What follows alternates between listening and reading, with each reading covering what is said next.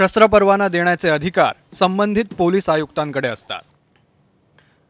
वैष्णवी आत्महत्या प्रकरण आणि त्यावरून अजित पवारांच्या राष्ट्रवादीवर होणारी टीका सध्या राज्यभर चर्चेचा विषय ठरते।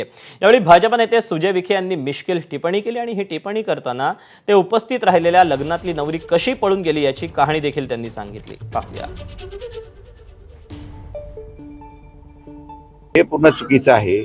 अजित दादा एक अतिशय ज्याला म्हणतो भूतपूर्व नेतृत्व आहे आणि एखादा फोटो निघाल्यावर त्या घरी आता आम्ही देखील अनेक लग्नांमध्ये जातो, अनेक लग्नांमध्ये भेटी देतो। किती लग्नांना ज्यांना भेटी दिल्या त्या ठिकाणी आज मुलं मुली वेगळे झालेले आहेत। प्रत्येक ठिकाणी हे नैसर्गिक प्रक्रिया आहे। दुर्दैव आहे। एका लग्नाला मी गेलो, मी स्टेजवर बसलो होतो, नवरदेवाला पण मुलगी लग्नात रोज पळून गेली, मग काय करणार।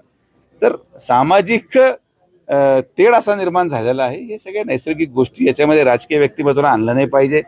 समाजामध्ये चालत असताना लोकप्रतिनिधींना प्रचंड त्रास सहन करावा लागतो आणि आम्ही ते करतो।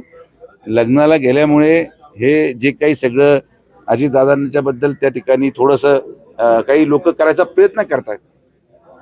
आता हे जे लोक मीडिया पुढे आहेत, शिवसेना उबाटाचे जे अजितदादांबद्दल बोलतात, यांना कोणाच्या लग्नाची पत्रिकाच येत नाही, त्यामुळे त्यांना पर्यायच नाही काही। ज्या लोकांना लग्नाची पत्रिकाच येत नसतील त्यांनी दुसरा माणूस लग्नाला गेला त्याचा त्रास होऊ शकतो। तर माझी अशी विनंती आहे की हे जे मीडियावर प्रवक्ते आहेत उबाटाचे आणि शरद पवार गटाचे, यांना पण लोकांनी लग्नाची पत्रिका पाठवायला सुरू करा, म्हणजे या लोकांना बाकीचे आक्षेप राहणार नाहीत।